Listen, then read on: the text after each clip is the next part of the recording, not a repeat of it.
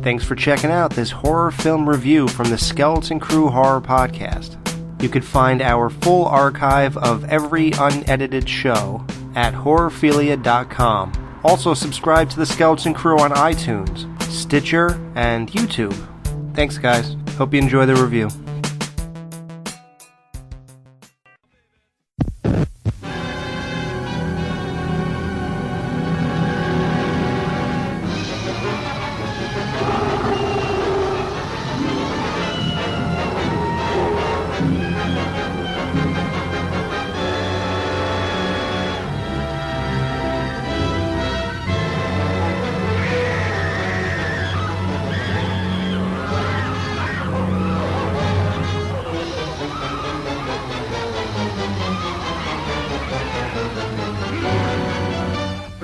Understand. There's a curse upon me. I change into a wolf.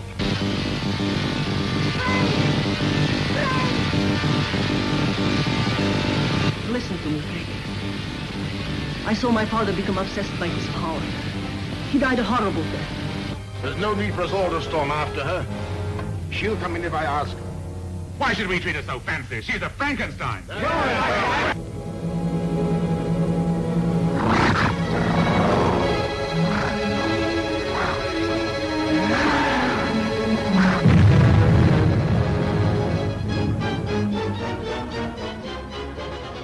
Frankenstein Meets the Wolfman, 1943. That is 1 year after The Ghost of Frankenstein, correct? Yes. Yes. So, Lon Chaney Jr. was Frankenstein's monster in the last movie. Clearly, he cannot play that role again because he has to play the Wolfman and Larry Talbot. However, the studio was contemplating with the idea, they're toying with the idea of having him play both roles. It was going to be this whole big thing. And they decided it would take too much time to shoot it like that, and the makeup, just Jack Pierce was not exactly fast with the makeup, as you know, and they just said, nah, let's just recast the monster. And the most logical choice to cast the monster was Bela Lugosi. Why?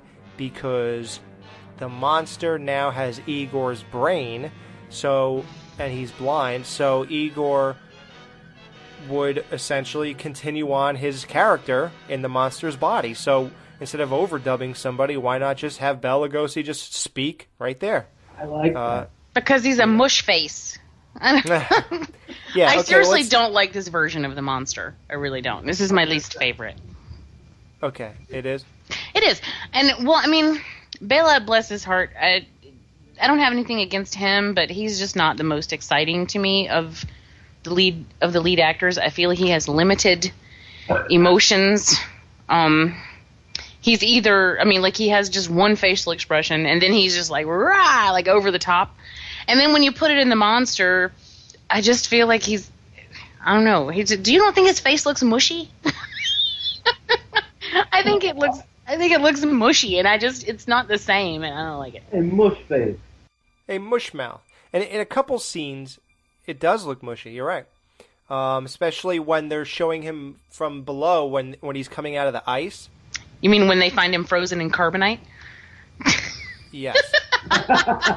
Ichabua solo. That was a stunt double, by the way. Yeah, you're right. It was. For shot. That weird shot. Here's the weird thing. It has the guy had the hole in his chin like Lugosi, so I don't understand. Had a hole in his head when he ripped it off. No, it's Lon Chaney Jr. Oh, sorry. Very good though. This was written by Kurt Sidomak, the same guy who wrote The Wolfman, so that's cool. He wrote the sequel. This is the sequel to The Wolfman, essentially, and it's a sequel to the Frankenstein movies at the same time. Continuities of both of them are intact. The problem is Frankenstein burns up in his house when he dies. How does it make any sense that he'd end up in an underground cavern in ice? I just don't... It doesn't. Okay, because usually they do a great job. It makes no sense. I don't know where the ice would come from anyway. This is not the Antarctic. This is, it's Europe. And they don't, you don't just find blocks of ice in people's basements, which is, it's just, the whole thing is weird. Plus they make a point to say, we found his bones and we buried them. Right. And, well, then whose bones did you bury if you didn't bury his bones? And I would think his bones would probably stand out. Yeah, they'd be pretty big. And flat on top. Yeah. Yeah. I wonder what his skull looks like. He's at somebody, he's like, oh, my neighbor, I know he's dead. My neighbor's using his head as a coffee table. It's a coaster. Oh, God. So, let's get to the cast before we even get to this wacky stuff. This movie it's interesting. It holds its own for a movie that is, this movie was destroyed. What you see is not this movie, and I'll tell you why after we get past the cast. So, Elsa Frankenstein, here's the deal with this. In the last movie, Ghost of Frankenstein, she was Evelyn Ankers, Elsa Frankenstein. The actress is Evelyn Ankers, who was the love interest of Lon Chaney Jr. in The Wolfman. So now this is a sequel to both those movies. So she couldn't be cast again as Elsa Frankenstein, even though she was available, because when the Wolfman comes back to life and he's Larry Talbot again, and he sees her, he'll say Gwen. He's not going to say Elsa Frankenstein, because she's Gwen from his movie. So it just wouldn't make sense. So that blonde girl that you see with that strange Russian accent, or whatever that accent is, that's supposed to be Evelyn Ankers from Ghost of Frankenstein. That's her character from that movie. Right. And here's where it gets really wacky. Patrick Knowles plays Dr. Mannering, the doctor in this movie, who tries to revive the monster and stuff. He was in The Wolfman as Evelyn Ankers' boyfriend, the gamekeeper. Oh, shit, that was that guy? Oh. So if you watch The Wolfman, and then you watch this next, which would make perfect sense, he is in the same movie, but just a different guy. And he looks exactly the same. It's funny how here's the weird thing about it. They put so much thought into and they did the right thing, I guess, taking Evelyn Ankers out of here, because it would be really weird. However, why are you keeping her boyfriend from that movie and putting him as a Dr. Mannering in this one? What was the point of that whole fucking thing, by the way? The love triangle? Oh, with those two? It was just interesting that she was going to be married to another guy, but she was so taken by Larry Talbot that she just went off with him, I guess. I don't know. That wasn't that interesting. Didn't get anywhere. Yeah, that's what I mean, though. Like, Not so much. Not so much. Like Katie said, I don't know, dude. Like, I saw it. It was there. I watched it, but I was expecting something to happen. You're right. And it didn't. It was just like them frolicking in the flowers. It didn't come to any kind of fruition of anything. Yeah.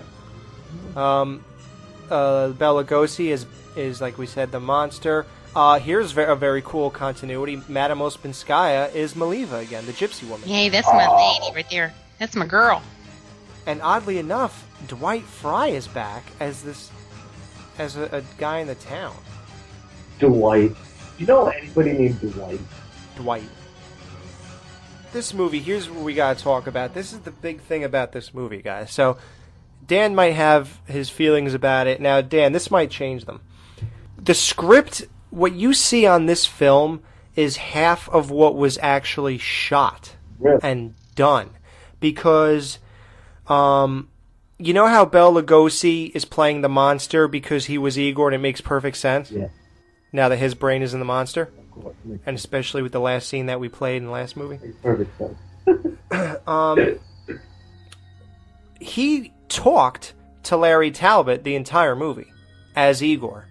Supposedly, the old legend is that they took that, and during screeners, audiences were laughing so hard, like Dan, every time the monster talked. Yeah.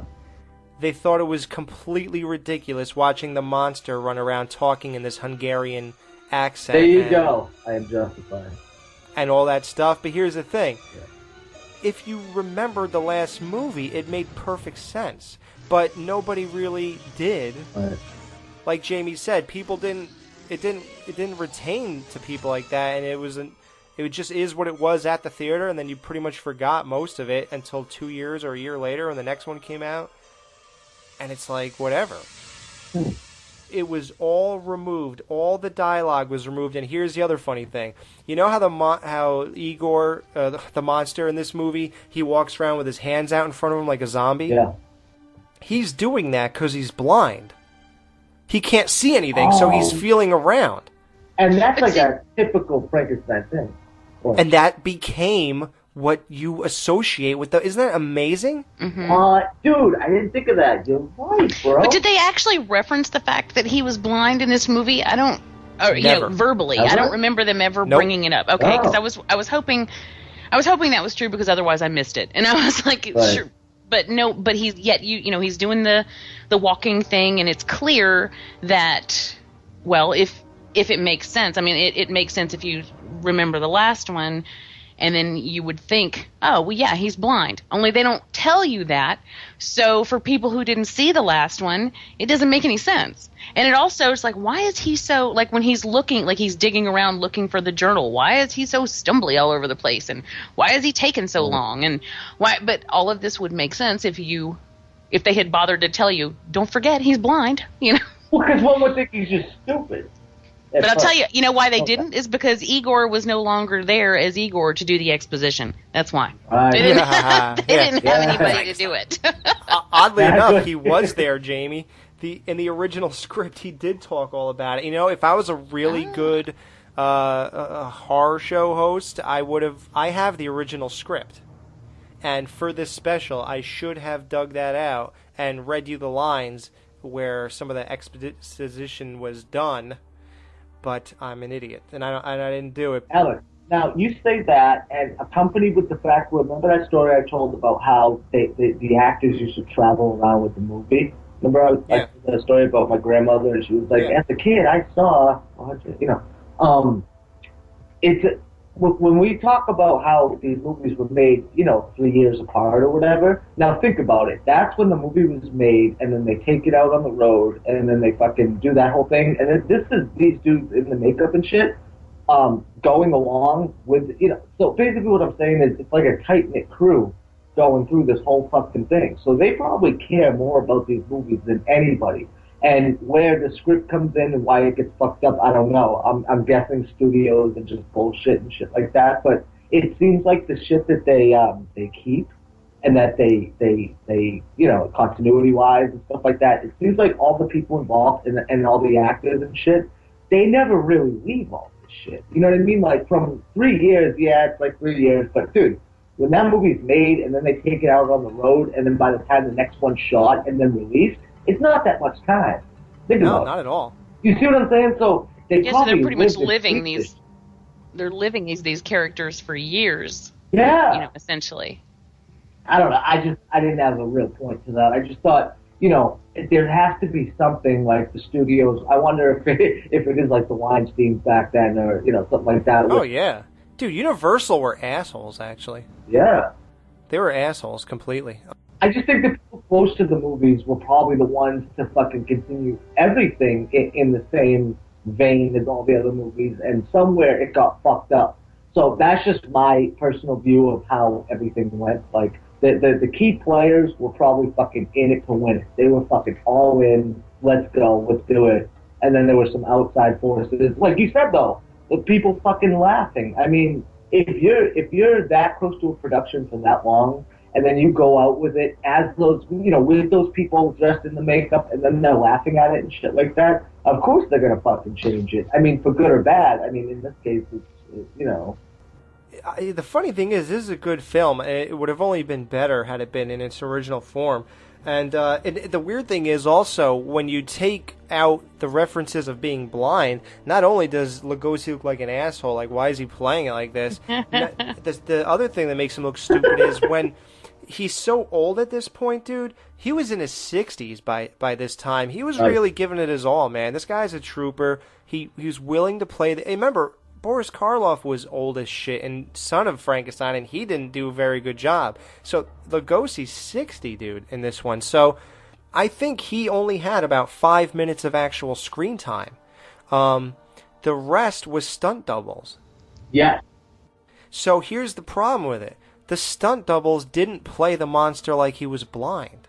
So it makes no sense. If you really look at this movie, it's not fluid that way. And there's also scenes where you'll see as Larry and the monster are walking, you'll see Lugosi's mouth moving and you don't hear anything because they deleted that track. Wow. It's so weird, dude. But you're right about it. I did notice that at times, sometimes his mannerisms are different. Like sometimes he did appear blind. Sometimes, but then there are times when he didn't, and like I said, if I hadn't watched just recently the other one, and I honestly, if I hadn't watched them back to back, I probably wouldn't even have thought about the fact that he was supposed to be blind. Yeah. So. Yeah.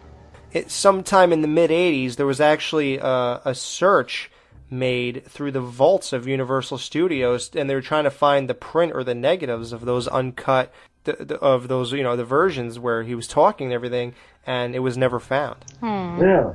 That's just being, dude. Yeah, they never found it. So we talked about with Jason Lives, the amazing opening, because it was such a beautiful scenery and the atmosphere of the cemetery when they dug Jason up. That was, I think, lifted straight out of this movie because, Jamie, how beautiful was that whole atmosphere with the graveyard and those two guys, the grave robbers? It was amazing. It was very striking. And when it first opens and you're watching them walk through, I even noted mentally that you could see in previous films, sets like that were sets like that. They were skeletal, they were empty, there was no life in them all the time.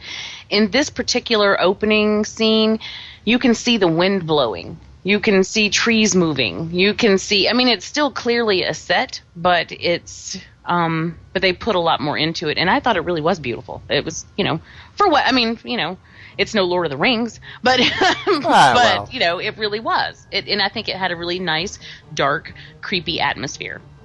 Yeah. Real quick, before we even get into this, do you guys think that the Wolfman you think that character could have carried a sequel on his own? I do. He pretty much did. I really feel like the monster was really backburnered. Yeah, I don't feel like what he provided was the history of the name and the history of the castle and the history of the experiments, but the monster himself being there wasn't really important. Dude, the monster in this movie was what Jason was to Freddy vs. Jason. In what way? He was just fucking there. You think Jason was as this much in the back? Step off, homeboy. This is Jason's house, and he was not. Saying, I love Jason. Don't even get me started with that movie. It was Freddy pulling the strings, but you know what I'm saying by that. A lot of people associate fucking kind of Jason in the background and being played like a fucking fool in that movie. So I'm not saying he got played like a fool with this shit, but he was just kind of there. I think that he was like a plot point almost. I do see a similarity, if for no other reason, in the fact that the Wolfman speaks. The monster doesn't say much of anything. She would have, but yeah. And then so if you put that up against Freddy and Jason, Freddy's the mouthpiece. He's just constantly running his mouth. Jason is, silent, big, strong. He just stands there. So I can kind of see that, because when you have two characters working side by side in a scene and one of them is talking a lot and the other one isn't, then you're going to clearly gravitate toward the one who has the dialogue, and they in essence become the star of that. I really feel like he did carry this film. To me, this is a Lon Chaney Jr. film. Yeah, oh yeah, definitely, absolutely. It opens up, these guys go to rob because the Wolfman's dead from the first movie, so these guys open up his coffin. It's a mausoleum, so he's not in the dirt. They open it up, and right before they do, the guy goes, "What do you think he'll look like?" And he goes, "Just bones and an empty skull." And 2 seconds later, they open the coffin, and he looks like he's just sleeping. And the guy even says he looks like he's asleep, and he goes, "All right, let's get on with it." And it's like, whoa, dude, you just said you expect bones and an empty skull because he died like 4 or 5 years ago, and he looks like he just fell asleep in there one night. And, and you don't think anything of it. And they're just like, okay, let's go grab the shit. Let's get out of here. Like, whoa. Another thing, Alex. Okay, Jamie, you're the werewolf expert. What does Wolfsbane actually do?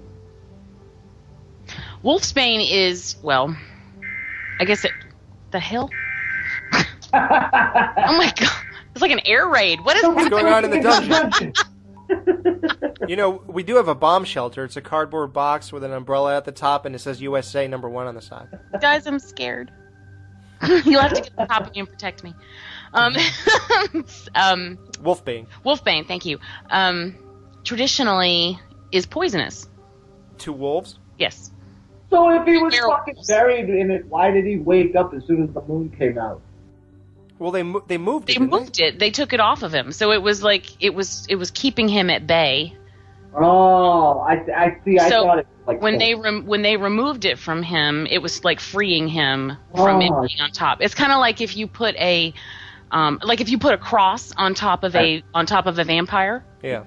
Like on top of a vampire coffin, it'd be like the same thing, So it's keeping him there. So when they move it, then he's free to get up and move around. But I'm calling bullshit on that whole thing anyway, because until this point, when did that ever happen? When did anybody ever say that was okay? Because it didn't. Because in the last movie, Silver killed him. Bela got killed. Right. And so why didn't he? That's what. Right. That doesn't make a whole lot of sense. I mean, if he was immortal, why wasn't Bela immortal? Right. And what's the whole thing with the silver? If it's not going to work, then what are you telling us? It's that's the way to kill him. I mean, it makes no sense. Yeah, the way they bring back, but it gets worse and worse when it comes to that stuff with especially the Wolfman. It does, but what's funny is I'm more willing to give this a pass, mainly just because it's Lon Chaney Jr. and the Wolfman, and I love them. Yeah, we want him back, so. Yeah, I wanted him, so it's okay. I say it's okay. And then, isn't it funny how grave robbers open a lot of these movies? Like they're responsible for the things that go on in these towns. It's like, damn you, if you weren't out there robbing graves, this shit would. The funny part is the first kill in the Wolfman, when he kills the guy, the gravedigger, that is played by the same guy who opens Larry's coffin, and Larry kills him in the beginning of this movie when he grabs his arm. That's played by the same character, same actor. Yeah, which apparently he was found with his throat bitten into, and he bled out and all of that, which is what Dr. Mannering said. We don't ever get to see that. We never get to see. I mean, they keep telling us how ferocious these killings are by the wolf, yet we never get any evidence of it. He's always choking people. Yeah. And I'm like, he's always choking people out. Like, where do the teeth come in? But I'll have to take their word for it because we don't get to see it. Never.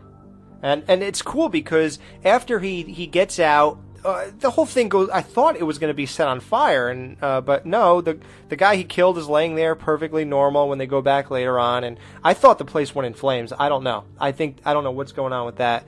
No idea. But so Larry is later found by a cop laying like a homeless guy in the street with the big gash in his head from when his father hit him with the silver cane. I believe that is what that is. It would make some sense. Nothing makes sense, really. You carry your identification on your forehead. Here's what I don't like. Larry wakes up in the hospital with the bandages all over, and Dr. Mannering's being nice to him, blah, blah.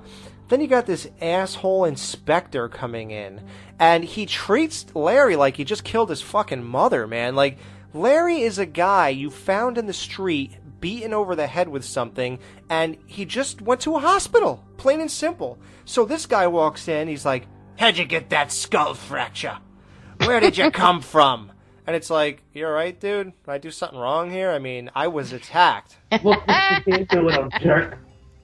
He is such an asshole. Like, what is he so suspicious of? I hate that character, like, every time. Because I love that whole scene when Larry, I love watching Larry do anything. But I hate that guy. I hate it.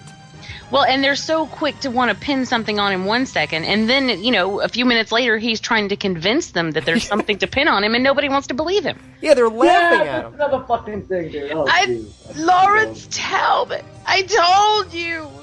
Lawrence Talbot!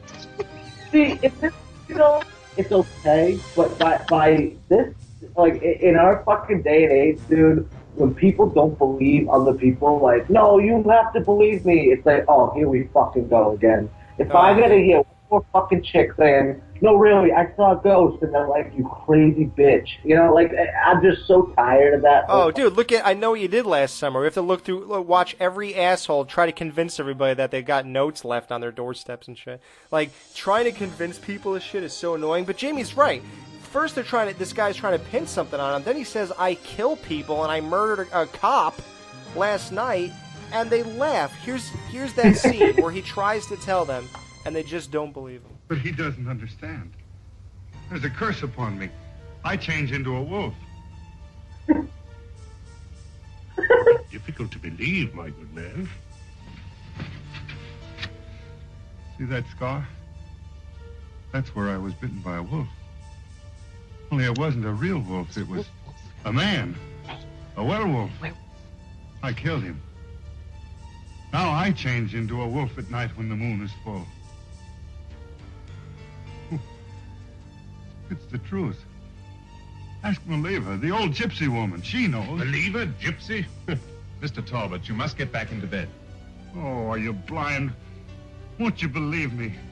Help me. Just tell us your real name. Let us do the worrying. I told you, Lawrence Talbot. Lawrence Talbot. Right. Lawrence Talbot died 4 years ago.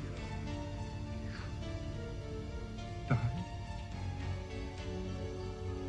4 years? Well, I did... Ago. I can't die. But see, that he should have realized what I think is remarkable about that scene is his reaction to them saying Lawrence Talbot died 4 years ago. Dude, you just woke up in a fucking crypt. Why is that so hard to believe? It's like, yeah, right? Yeah. Well, because he turned into a werewolf right away, so he was he lost true. consciousness. He doesn't remember. That's true. And this is where his hair starts to get really crazy. I love how Lon Chaney Jr.'s hair, when he gets frazzled, it gets all crazy, like it's all sticking up and flying everywhere. And oh, I love it. It's great. It's like another character. Yeah, he did it in Abbott and Costello Meet the Frankenstein too. You finally, the one thing in this movie that they have that they didn't have in the original Wolfman is a full moon. They finally got the full moon. You finally see a little bit more action. The Wolfman's leaping over boxes, jumping in alleyways. He kills the cop. That was cool. What about the scene when the guys, right when he says, Talbot, Larry Talbot, when those guys try to put him in a straitjacket. Did you see him toss that one dude? Yeah, did he? That's exactly what he did. He fucking tossed his bitch ass. I really want him to break completely, because the window is open. It's, because he was started to head out the window before they grabbed him. It's open, and he's got these 3 guys on him, and they're, he's fighting them. And what I really wanted was for him to just throw them all away and leap right out the window. But that'd be awesome. I guess when you got 3, I mean, what can you do? Yeah. And those are the creepiest looking guys. Yeah, but I'll tell you what you can do is you can rip your straitjacket off with your teeth later that night. Instead of having a big dramatic thing like Jamie said, they instead just subdue him again and then say that he tore out his straitjacket with his teeth. And the thing that doesn't make sense about that, if they knew that he tore it off with his teeth, they only could know that by seeing him do it. And if they saw him do it, they would know. Wouldn't they say, well, he turned into a fucking wolf, and then he tore his straitjacket off with his teeth? Like, you couldn't see one without the other. Yeah, exactly. Maybe they thought he just forgot to shave, and he's got a hell of a 5 o'clock shadow. Jamie, remember Pineapple Express when they tagged that up? He's like, I'm a break free. And they get all nervous. They're like, yes. He doesn't do anything. They went to the grave to see his body wasn't there. Then they say, I have a picture of Lawrence Talbot. And they go, okay, let's look at it. They look at the picture of him. They say, is that him? I don't know. It could be. I don't know. You're kind of an asshole. Yeah, I can't be sure of it. How different could he have possibly looked in that picture? Right. Yeah, I don't know. I couldn't swear that's the same guy. What do you mean? It's him. Yeah, but was photography even that good back then? I can't vouch for that. It was definitely clear. I mean, well, look, we're watching a movie. True, right? You know what? Touche, Jamie. Touche. I'm the asshole here. Yeah, he would have looked the same, and it's just, and that's as good as it got back then. Though it's not like they had DNA testing or dental records. Right. So, well, actually, they did have dental records, so I guess they could have gone that route, but that wasn't mentioned. So it's just we got this picture. Yeah, I don't know. Could be him. Maybe it's not. I don't know. Yeah. Right. Just be safe about it, and why don't you just believe him, take his word for it, and then take precautions. Right. as you should. That's, I don't know. I'm just crazy. I just love how he wants to die right away. He doesn't want to be cured. That doesn't even occur to him. He just wants to die. Well, are we there yet with this whole thing? Because I thought I was smart, you guys, with like this epiphany came to me when I was watching this movie. And tell me if I know you guys are gonna go like, yes, man, that's what this movie is. But one guy wants to fucking live forever. Right? With fucking... Igor. Yeah, Igor being in his life. I want to live forever, blah, blah, blah. I have a strength of 100, man! Yeah, and then this dude's just like, fucking kill me. Like, I love that contrast, dude. He's just, I want to die, fuck it. Like, I don't want to be here anymore. And this dude's just like, I can put my brain in a monster and fucking throw barrels at people. Yeah. He becomes a monster. He's gonna rule the state, even the whole country. And what does he do? He throws barrels. Like, oh, dude, you're on your way. Suddenly he's Donkey Kong. That's the main contrast. Donkey Kong. Well, that's what it was. Yeah, exactly. Well, is that the main thing of this movie, though? Is that contrast? Like, one wants to live forever, one wants to die. I mean, I know it wasn't that cut and dry because... Well, I don't know if that was like like a message they were sending, but yeah, that's what it... Did you see that, though? Because I was just like, yeah. Oh, God, I'm so fucking smart, and then I'm like, yeah, no. I mean, and then there's the difference too is that Larry never wanted this for himself. He never wanted to be a werewolf, and he cannot live with he can't live with his conscience over what he's done. The fact that he killed people, he doesn't want to live because even if he were cured, he'd still have the guilt on his head of doing that. Whereas Igor, he not only did he want this, but he fought to get his brain in that body. So he's fighting for it. Larry's fighting against it. Right. And yeah, I mean, I think there's definitely a juxtaposition there between those two characters pulling in opposite directions. Yeah, well, he says the only way that the monster could die if energy can't be destroyed, it could be transferred. So he says, why don't you transfer my energy, drain it out of me, and put it into him. He doesn't give a shit.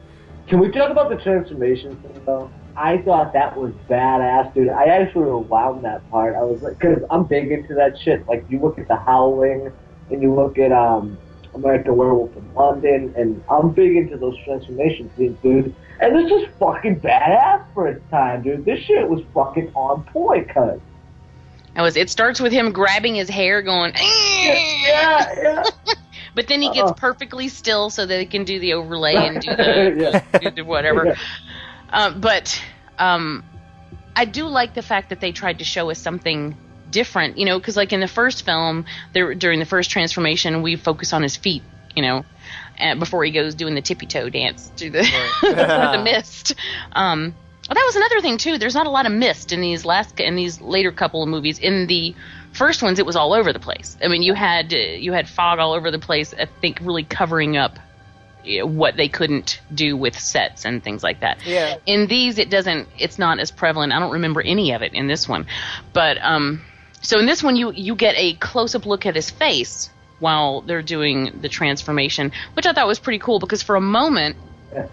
I caught myself going, is he changed? Because it was very subtle in the beginning.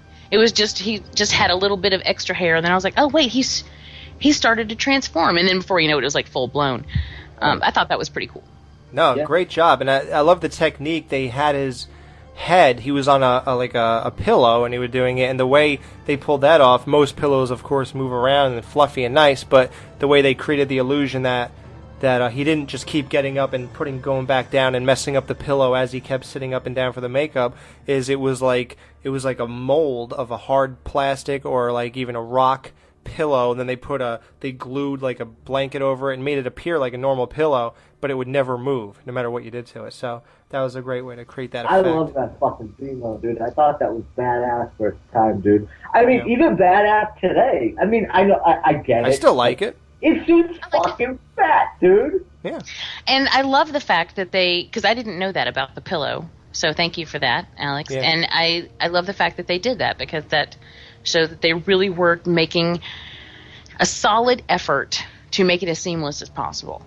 Yeah. I think in these movies, in these days, horror movies weren't seen, like I said, as like pieces of shit like they are now. They're known as like garbage. Back then, it was new, so it was just a normal movie that was scary. Like, it wasn't treated or given a budget of a piece of shit or anything, and it was, it had real talented people doing the music and the score.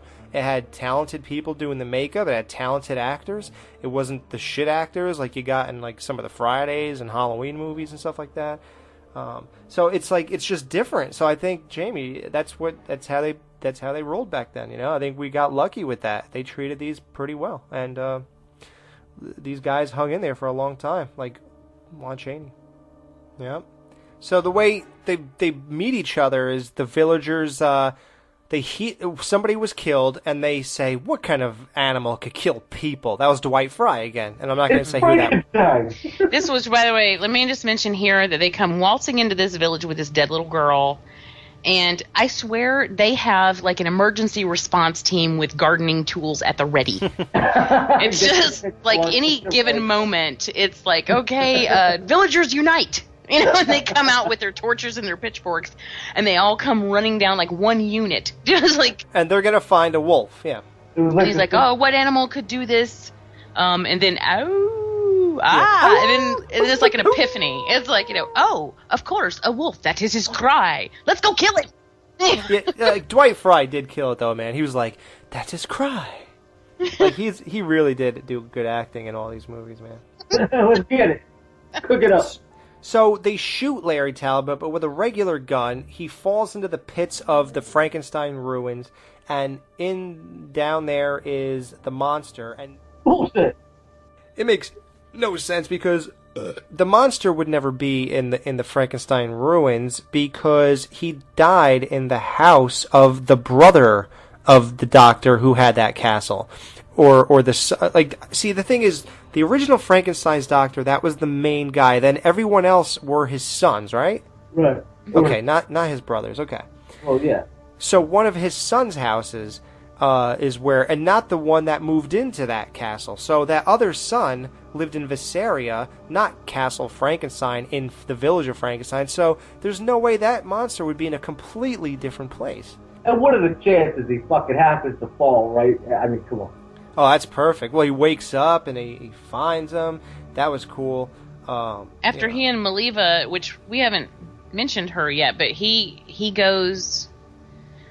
when he escapes from the hospital, he said the next time we see him, he's got street clothes and a hat, and he's tracking down Maliva all over Europe, which I think is kind of bizarre. Just because I don't think it would be that easy to find. Not that it was easy. He said he's been all over the place, but I just don't know if gypsies would be easy to find because they are nomadic. Right. Although the police officer says, "Well, we always register them. We register our vagrants." Like, okay. So then he finds her, and she agrees that she's going to take care of him. He's like, "You helped your son, help me." I love her. I think she's got she's got a kind face, and she's got a gentle spirit, and she's one of my favorite characters. I really. What'd he say? He'd bang her. You'd bang her. Ugh. I wouldn't bang her as a corpse. Now she's so. Wait, if you were a corpse, or if I was a corpse, I wouldn't. I still have standards. Okay. And the village people piss me off the way they treat her, because when they're like, "Oh, grab the old lady, we'll make her talk. We have ways of making her talk." I'm like, "Yeah, you're a bunch of tough guys roughing up an old lady." Yeah, right. And then you don't see her for like half an hour. And you don't even know what they did with her. They just grab her and drag her off. Exactly. No, and I love the scene when her and him go into the bar, and they all they do is ask like where Frankenstein might be, and he's like, "Get out of here, you beggars! We don't need your kind around here." Then Larry's like, "Frankenstein, dead," and then he sits down and he goes, "All right, come on," and then Larry Talbot just gets up and he knocks the shit out of his hands, like, "Get your hands off of me!" Yeah, I love that. Well, because they were really rude. I mean, they didn't come in begging for anything. All they wanted was directions. Yeah, right. You know, and that guy is such an asshole. And he is, through the entire movie, he is, though. He becomes a bigger asshole right to the end. Yeah, I mean, he just amps it up. Every time you see him, he's more and more of a dick. And I love how the one guy's like, you know what? You're a drunk. Yeah. So I'm going to ignore you because I'm just going to assume it's the booze talking, basically. When he starts talking about blowing up the dam and killing them all, drowning them like rats. Like rats. Meanwhile, we can't gloss over a couple things. Like Larry meets Elsa Frankenstein because he wants. This is weird though. He wants the records of Dr. Frankenstein. He knows he's dead, so he wants his records. For what reason? I don't know. Maybe to bring him to any other doctor, and maybe someone else can help him. I really don't know. The secrets of life and death. I guess he figured he might have a secret of killing a Wolfman. I don't really understand the thought process. Yeah, it's sort of a slapdash way to think of it, to come up with an excuse for them to meet. Yeah, right. Slapdash? I've never heard that word before. There's a scene, a really funny scene. This is a what the F moment that's hilarious. The villagers start singing this song, and Larry just flips out. God. Yeah, because the guy says something about living eternally, which means forever, and of course the Wolfman just wants to die, so here's the album. That may they ever happy be, and may they live eternally.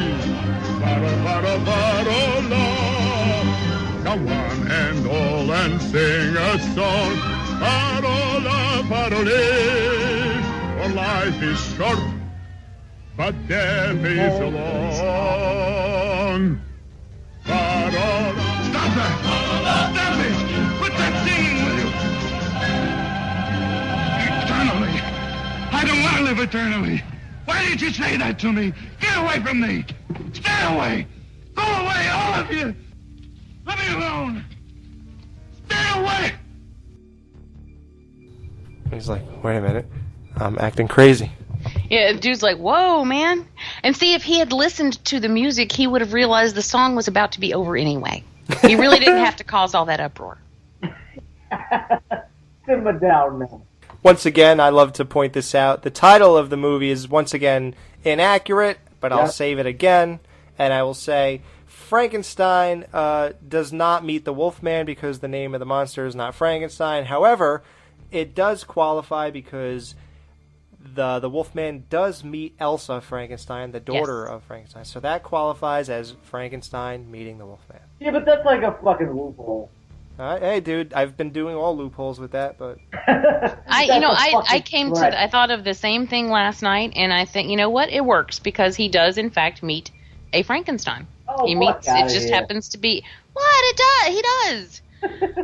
I know. I love you guys. I'm just fucking with you. And Rubber Arm is back again from Son of Frankenstein. Rubber Arm. He is the mayor of this area now, and he's also the mayor in the next movie, I believe. Munchkin City, in the county of the land of Oz. He looks like that guy. I could run for mayor. You hear that?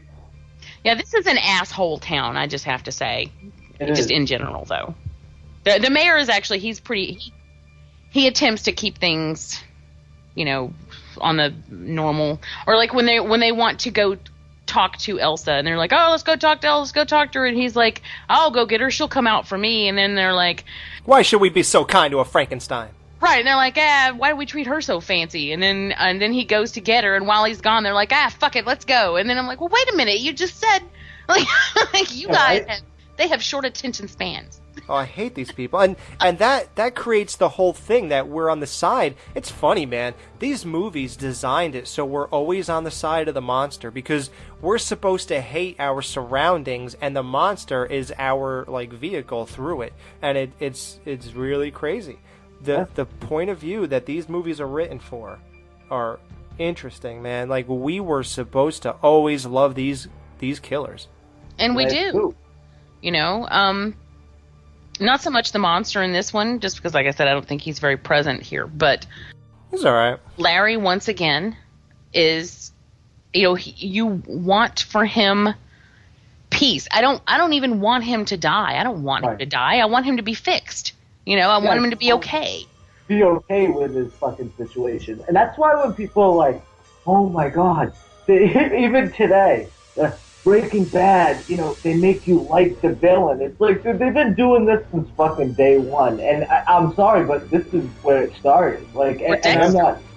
I'm sorry? Dexter. There's so many examples where they use, like, you know, look at The Shield, you know, Nick Mackey, you know, he's a fucking bastard, but, you know, you like him. But yeah, everybody's the villain. But just going back like this far, I don't know how far back they really, you know, you really go when you side with the villain or the monster or whatever. But they did it perfect here, man. And oh yeah, this is definitely something to follow. I mean, this is fucking solid shit. Yeah, and Jamie, I think that we are supposed to like the monster with the original dialogue because when you think about it, remember, Igor was a nut, and all you want to do is kill people and terrorize and all that stuff and rule the world and the state. And it's like he meets Larry, and he's pretty cool with Larry. Like right away, he's like, you know, helping him find the stuff. He's pretty. He's not wild. He's pretty easygoing, and he's, you know, he listens pretty well. Larry tells him, no, put the board down. Don't do this. Don't do that. He's pretty cool. I mean, there's nothing to dislike about the monster. Well, no, even when Larry is trying to get him to find the journal. And he is being extremely impatient with the monster, something that I would never have done, considering I've never met this creature before. I just chipped him out of ice. He shouldn't even be alive. I mean, you know that there's like nefarious things going on here, yet he's getting really pushy. Like at one point, he just shoves him out of the way, and he's like, I got it. Yeah, and I'm like, oh man. I mean, it made me cringe because I'm like, don't be so impatient. What if he just turns on and smacks you? Yeah, exactly. You dick. The whole thing about Elsa now. So now we got the three of these people at a table together. You got Dr. Mannering, Elsa Frankenstein, and Larry Talbot. Figuratively, if Evelyn Ankers was recast as that character, which she was in Ghost of Frankenstein, you would have had the three of them sitting at a table from one movie to the next as completely different characters, and the only remaining one is Larry Talbot. Yeah, right? Like, they would have just moved from one movie to the next, completely different people, all together. Right. I think it's kind of cool, though. Like, if you really look at it, you can either get really fucking pissy about it, be like, meh, in this one, or you could just be like, oh, it's kind of cool. And I'm kind of on that side of it, where it's just like, yeah, I like that. That's kind of cool. Like, it doesn't bother me, you know? Yeah. Yeah, and it's funny, like, it's another moment of Ghost of Frankenstein. After they do this whole song and dance and he yells at them, you got Frankenstein just running around the streets, or Frankenstein's monster running around the streets, just terrorizing people, and it's like, and everyone's screaming, and then Larry sees them, and then they hop on the wagon, like Dan said, throwing freaking barrels at people. He fucking tosses them on the wagon, by the way. Yeah, right. But, of course, Mannering comes to the conflict of, do I destroy the monster like Elsa wants me to? But I can't. I can't destroy Frankenstein's creation. And everybody seems to go through that. Then I guess he decides, I'm going to revive the monster and drain Larry. Apparently, neither one of those things work. And they just both get up. When the full moon comes up, Frankenstein bursts. I guess the Frankenstein monster got stronger. He bursts up. For some reason, he has this crazy interest in Elsa. Frankenstein goes to kidnap her. I don't know why. So, what do you guys think of the big battle at the end? Frankenstein versus the Wolfman. Fucking awesome. It was. what cracks me up is that they jump into this battle. There's one part where Larry goes flying, and it's pretty comical. He just goes sailing across because he's on a wire. Yeah, which is kind of clear. And you have the two of them up there watching, like it's like Friday Night Fights or something. Right. Yeah. And then it just sort of ends, though. Yeah. I mean, it just does end abruptly. Well, it ends with Isaac blowing up the dam. Let's get out of here. The dam's blowing, or they don't know that the dam's going to blow, but the dam's going to blow. These guys are fighting. The dam blows. It gets all flooded, and they just saunter off. I mean, they don't even seem to be in a hurry. They're just like, yeah, we're done. Oh, well, that didn't work out. Elsa, you wouldn't mind keeping that whole thing about the monster a secret, how I was trying to revive him? Yeah, let's just go back to our normal lives. Well, who do you think would win in a battle if we got to see the whole thing, which we didn't? I mean, we didn't get to really see a victor. Well, yeah. Oh. Well, it was this. They both had their attack tactics. All that Wolfman was aerial jumps, and Frankenstein was just brute strength. And they both played those things up. Wolfman just kept seeming to climb on top of stuff to jump on him, but he didn't actually do much damage. They rolled around a little bit. Frankenstein threw him into some machinery and stuff like that. I don't know. I think Frankenstein probably just would have bashed his head in, and he would have killed him, I guess. I think it's, honestly, I don't know, because I guess it depends on whether or not the Wolfman felt like taking the time to dissect the monster. Yeah, exactly. I feel like if Wolfman really wanted to, he could hop on his back and just twist his head off or something, or choke him, because that's what he does. But that whole battle, I've always thought about that, who would win? You think Frankenstein automatically because he's big, but I don't know, dude. I go back to Freddy and Jason. I mean, he's also lumbering. He doesn't have a whole lot of dexterity. He doesn't move very well. So the Wolfman could just run circles around him before he even gets a grip on what's going on. Yeah, but once he gets a hold of him, that's all she wrote. Yeah, that's true. If he grabs him one good time, and he could choke him out no problem, I think. Yeah, because he has a strength of 100 men. 100 men! Yeah, he's going to choke him out, then he's going to go and rule the state, and maybe even the country. The state, maybe even the country. I gotta play that again. Hold on. Here we go. You better see to it that I will live forever. My brain and that body would make me a leader of men. We would rule the state and even the whole country. Dude has delusions of grandeur. We would rule the state. Him in the state. It's clear here that they don't even attempt to give it a real solid ending, and this isn't the first one. They sort of gave up on that a while back. We're not going to see anything definitive. We're not going to see any real outcome because they've got other movies to make. Yeah, they're rolling out stuff, and these characters aren't dying, so we don't ever really see a resolution. It's more like they should just slap it to be continued on the end of these. Yeah, pretty much. I mean, yeah. Pretty much is exactly right. They're getting a little more. They're getting a little more loose with the endings for that exact reason. But some of them they don't, and they should have. But whatever. What was I gonna say? This movie I rate high.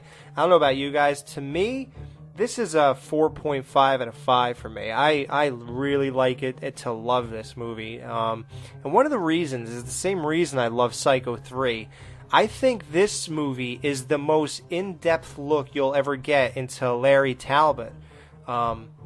Beyond hitting on Gwen and talking to his dad a little bit and, being worried about what the hell's going on with me.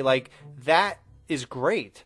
But the guy himself, the character himself, I think this is the most intimate look you'll ever get, because from here, he's he's a little one-dimensional, and I think this is the last time there's more to him. And I hold that very dear. So, to me, this is a 4.5 out of 5. Yep. Right. So what do you think? Me? Dude, I'm with you, bro. I fucking love this jam. And that's why I wasn't trying to let on, but, like, I mean, dude, between the transformation scene and everything, I mean, everything that they did with this movie, like, I thought, okay, it was going to be, like, not a versus, but it's going to be some cheap fucking, okay, let's try and get these guys together. But the story was fucking solid. I mean, we've punched holes through it this whole hour, but I'm just saying, like, the story was strong enough that I thought it, I found it very enjoyable, dude, and I really liked this fucking movie, dude. Cool, man. This is the second one that I want to fucking rewatch, dude, and this is going to be my fucking jam, I think. I noticed that there is a common denominator in both of those, and that is the Wolfman. Yep. Right. Dan likes the Wolfman.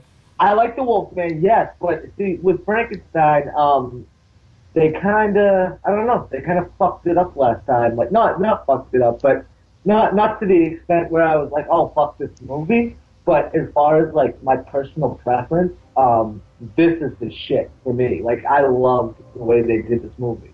I just loved it. And yeah, it's got its flaws and shit, but I don't give a fuck. Like, I will watch this jam again, and I think I will before Halloween comes. Cool. And by the way, just so everybody knows, Dan loves the Wolfman so much, they actually been hanging out together, and he chewed through Dan's wire on his microphone, and that's why he sounds like that.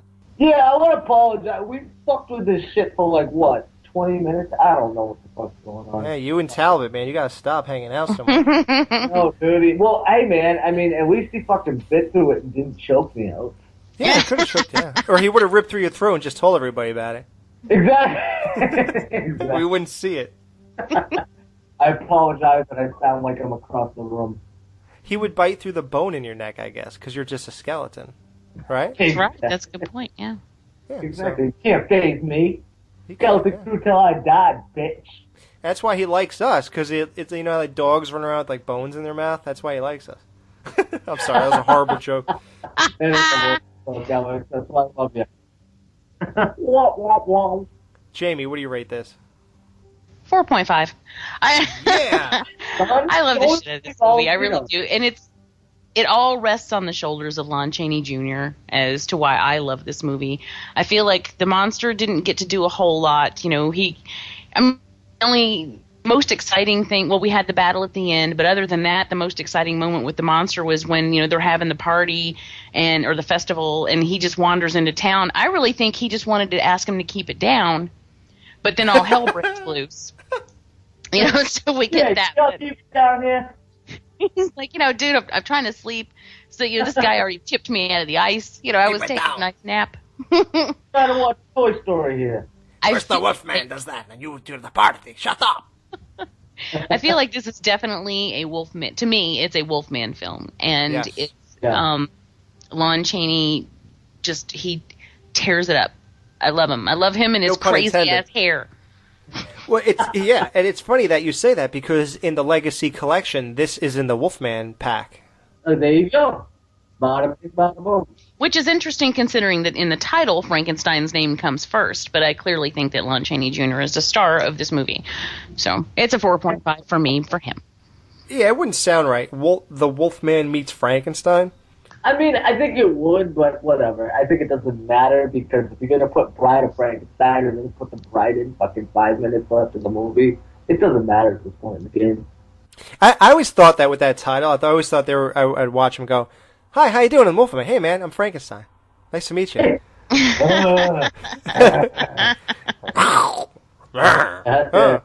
Good. Bye.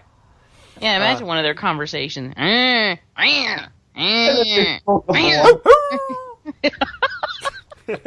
Oh, it's a wolf. That is his cry. Let's go kill him. Let's kill him.